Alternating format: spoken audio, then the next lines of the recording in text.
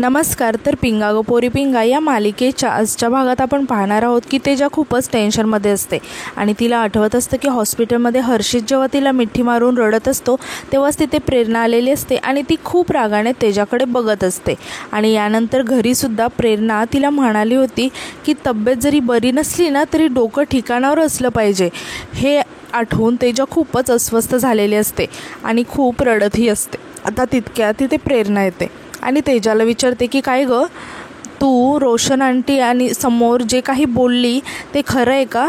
रागाच्या भरात तू. तेव्हा तेजा प्रेरणाला म्हणते की रागाच्या भरात काही नाही बोलली, खरंच इथून मी निघून जाणार आहे. खोटं मी बोलत नाही आणि गंमत करण्याचा मूड नाही आहे माझा. तेव्हा प्रेरणा म्हणते की वा, मस्तच गं, खूप छान डिसिजन घेतला आहे तेजा तू. आणि रागाने म्हणते की या सिच्युएशनचं ओझं माझ्यावर आणि वल्लरीवर नाही आहे असं वाटते का तुला? वल्लरीला तर तिच्या सासूबाईंनी फोन करून घरी बोलावून घेतलं होतं. माझे बाबाही म्हणत होते की तू निघून ये गावी, म्हणून मग आम्ही गावी गेलो का? नाही ना, थांबलो ना इथे. सगळ्यात वेगळं म्हणजे ही वेळ आहे का निघून जाण्याची? आपली श्वेता जेलमध्ये आहे, मिठू तिकडे कोमात आहे, याचा काही विचार न करता तू निघून जातेस. आता तेजा रागाने प्रेरणाला म्हणते की सगळ्यात आधी तुला तुझ्या आईने सांगितलं होतं की येऊ नकोस म्हणून, आणि वल्लरी ही एकटी सिच्युएशनशी लढते पण ती म्हणजे मी नाही आहे. तेव्हा प्रेरणा म्हणते की का? पण मिठू ही तुझी मैत्रीण आहेच ना, आणि श्वेता ही तुझीच मैत्रीण आहे.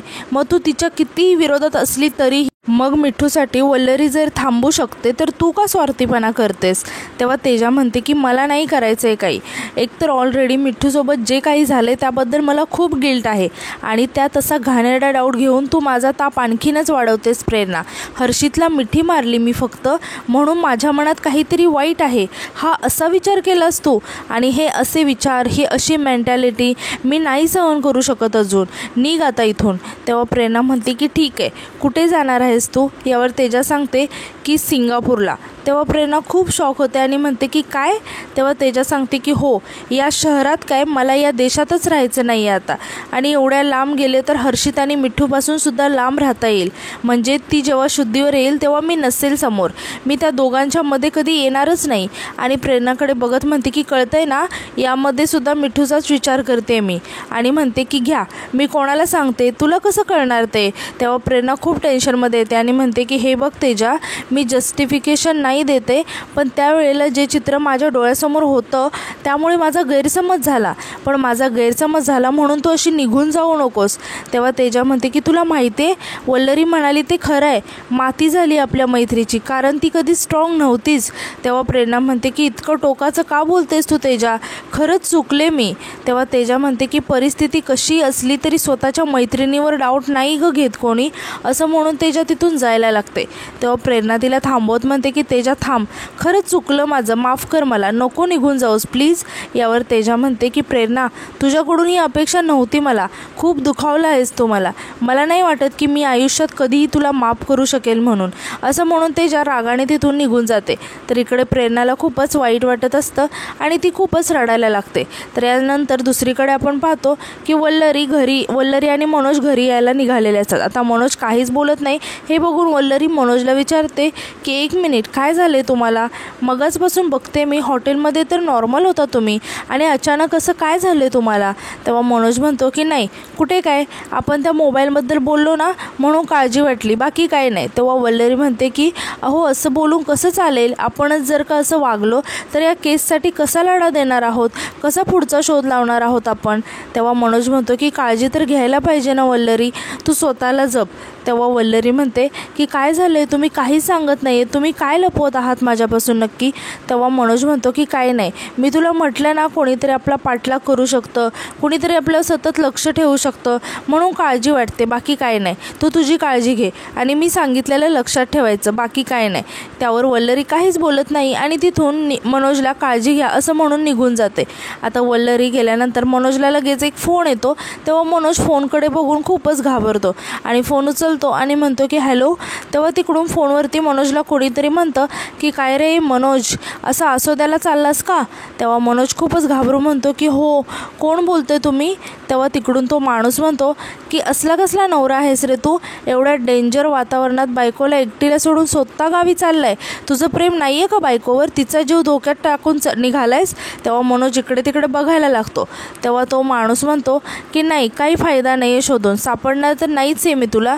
आणि मला शोधण्यापेक्षा ना तू तुझ्या त्या 150 बायकोला गावी घेऊन जा, नाहीतर नंतर डायरेक्ट तिची बॉडी सापडेल, समजलं?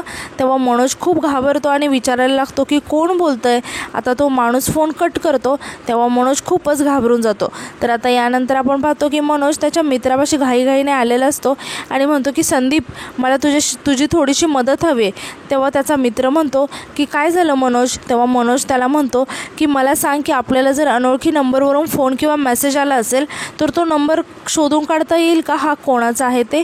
तेव्हा मनोजचा मित्र म्हणतो की मोबाईल दे इकडे, आणि काहीतरी दाखवत म्हणतो की हा जो ॲप आहे तो इन्स्टॉल कर पहिले, आणि म्हणतो की मोबाईल नंबर टाक तिथे. तेव्हा मनोज मोबाईल नंबर टाकून बघतो तर त्यावर लखन त्रिपाठी, उत्तर प्रदेश असं येतं. तेव्हा मनोजचा मित्र म्हणतो की उत्तर प्रदेश, तिथून कसं काय रे तुला फोन आला? तेव्हा मनोजसुद्धा खूपच टेन्शनमध्ये येतो आणि म्हणतो की उत्तर प्रदेशमधून मला का बरं फोन येईल? आता मनोजचा मित्र त्याला विचारतो की कोण आहे रे हा? ओळखतोस का तू या माणसाला? तेव्हा मनोज म्हणतो की नाही, मी ओळखत नाही, अनोळखी नंबर होता ना म्हणून म्हटलं की फोन करून बघावं की कोण आहे, बाकी काही नाही, असं म्हणून तो तिथून निघून जातं. तर दुसरीकडे आपण पाहतो की वल्लरी घरी येते आणि हे सर्व बॅग पॅक केलेलं पाहून प्रेरणाजवळ येते आणि प्रेरणाला विचारते की प्रेरणाताई, हे सामान कोणाचं आहे? तेव्हा तेजा तिथे येते आणि म्हणते की माझं आहे. तेव्हा वल्लरी खूप शॉक होते आणि म्हणते की तेजाताई, अहो तुम्ही जात आहेत? तेव्हा तेजा सांगते की हो, सिंगापूरला जाते आणि आज रात्रीचीच फ्लाईट आहे माझी, मला नवीन जॉब मिळाला ना. तेव्हा वल्लरी म्हणते की अरे वा, सिंगापूरला मिळालं आहे म्हणजे पोझिशन पण तुम्हाला चांगलीच मिळाली असेल ना, अभिनंदन. तेव्हा तेजा म्हणते की जाऊ दे, नाही गं, पोझिशन तर चांगलीच आहे आणि नसती तरीसुद्धा मी हा जॉब ॲक्सेप्ट केलाच असता. आणि ती प्रेरणाकडे बघत म्हणते की कारण तिकडे डोक्याला ताप नसता ना माझ्या, असं म्हणून ती तिथून आतमध्ये निघून जाते. तर आता यानंतर रात्री आपण पाहतो की तेजा आणि प्रेरणा बसलेल्या असतात आणि त्या दोघीही एकमेकींशी काहीच बोलत नसतात. आणि तितक्यात तिथे वल्लरी येते आणि त्या दोघींना असं शांत बसलेलं पाहून त्या दोघींना म्हणते की तुम्ही दोघी अशा गप्प का बसला आहात? आणि तेजाला म्हणते, हो तेजाताई, आता तर तुम्ही थोडाच वेळ आहात ना आमच्यासोबत, मग आता जेवढा वेळ आपण एकमेकींसोबत आहोत तेवढा वेळ आपण आनंदात घालूया ना. तेजाताई, तुम्हाला माहिती आहे का, तुम्ही सिंगापूरला जात आहात आमच्यापासून एवढ्या लांब, आनंद तर होतोय पण सोबत दुःखसुद्धा होतं आहे. आपण सगळ्याजणी आता परत कधी भेटू की नाही, पण एक गोष्ट सांगते, तुमच्या या आनंदात आम्ही दोघीसुद्धा सामील आहोत बघा. म्हणून मला एकच गोष्ट वाटते, तुम्ही जायच्या आधी कोणाच्या तरी मनात कोणातरी रुसवे फुगडे राहिले नाही पाहिजे. उलट मी तर म्हणते की आपण तुमचं हे यश साजरं करायला हवं. आणि ती प्रेरणाला म्हणते की काय प्रेरणाताई, काय वाटतं तुम्हाला? तेव्हा प्रेरणा म्हणते की हो, बरोबर बोलतेस तू वल्लरी, आपण एकमेकींपासून लांब जाणार आहोत याचं दुःख करत बसण्यापेक्षा आपण या घरात एकत्र जे चांगले क्षण घालवले आहेत ते सेलिब्रेट करूया. आणि ती तेजाला विचारते की काय वाटतं तुला तेजा? यावर तेजा म्हणते की मला निघायचं आहे, त्यामुळे या सगळ्यांसाठी माझ्याकडे अजिबात वेळ नाही आहे, असं म्हणून ती तिथून निघून जाते. आता वल्लरी आणि प्रेरणाला खूपच वाईट वाटलेलं असतं. आता प्रेरणा इमोशनल होत म्हणते की बघितलं ना वल्लरी, माझ्यावर अशी रागावून जाणार आहे ही इथून सिंगापूरला, चुकलं गं माझं, मला खूप वाईट वाटत आहे. तेव्हा वल्लरी म्हणते की प्रेरणाताई, तुम्ही नका काळजी करू, मी समजावते त्यांना.